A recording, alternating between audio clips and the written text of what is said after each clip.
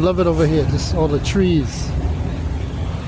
When the wind is blowing and the wind is rustling through the trees, I love it.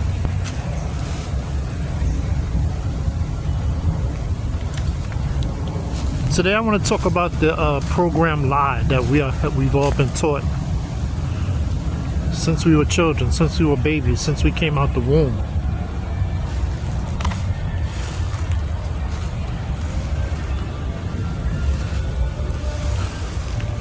There's a lot of things we're taught as children that hold us back for the rest of our lives. And enslave us, actually.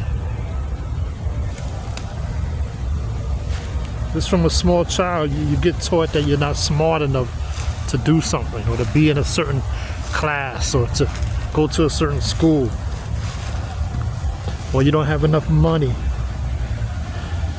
You're not educated enough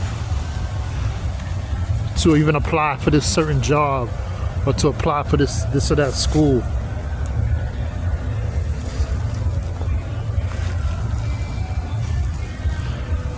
That you can't survive if you don't conform and take part in the system and become just another cog in the wheel. Even as small children, we're taught to conform and to be like everybody else. Stand in line, hands at your side, raise your hand when you want to go to the bathroom. Don't speak when not spoken to in class. Don't have a thought that's different from everybody else. If the teacher tells you the world is round, it must be round.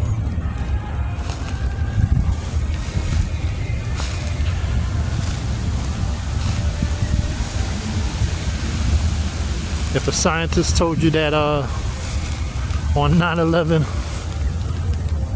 those buildings collapsed because of structural failure, you gotta believe that, because that's what the scientists say. But I think when we're taught to believe things and not use our own discernment and look into things on our own and study opposing viewpoints, it's almost like a learned helplessness. We become enslaved by just the theory of believing what you're told. And this starts as a child, and it follows us for the rest of our lives. Sometimes we don't even realize it until it's too late. Conformity in some ways itself is slavery. Yes, there are some societal norms that we must follow. Do unto others as you would do unto yourself. Don't hurt other people. Don't hurt animals. Don't hurt children. But then we're also taught to just not stand out, not be different. Be like everybody else. Think like everybody else. Follow the same education path as everybody else. Go to college, get your degree. Work 40 years. Get that house with that 30-year mortgage. Refinance that mortgage. Get that car. Pay that loan. See, all these things keep us stuck in the system, in the cycle. It keeps us stuck in the matrix. The matrix of conformity.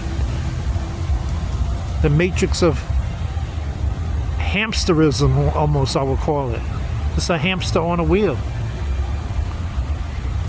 That's one of the biggest things, the untruths that we're taught, is that we can't survive if we don't take part in the system. But the reality is the system needs us more than we need the system. Because what is the system? The system is us. We, the people. Without us, there is no system. And that's why they do everything they can to keep us believing we need the system. Because there is no system without us. I would encourage everybody to take your own path in life. Be smart. Be smarter than me, because I'm an old man now. Educate yourself when you're young with alternative means of education, alternative ways of looking at things, looking at life, looking at the economy, looking at the world. And be smart and take your own path.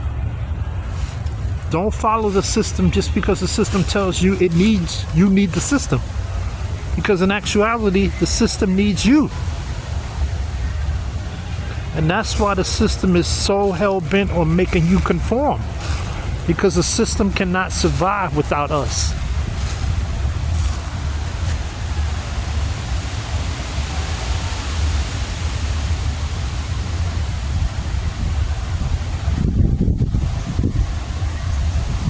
But the system can't control nature. It's trying, but it can't control God's beautiful earth.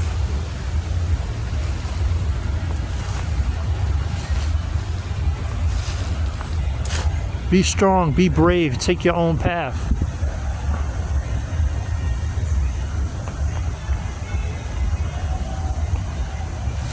I say it's the only way.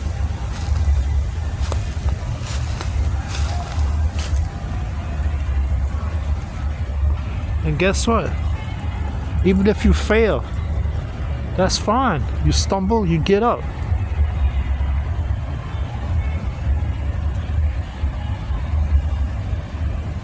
A true warrior is the man in the arena, someone trying, someone taking risk, taking his own path, not just conforming because the system told him he has to and do it a certain way.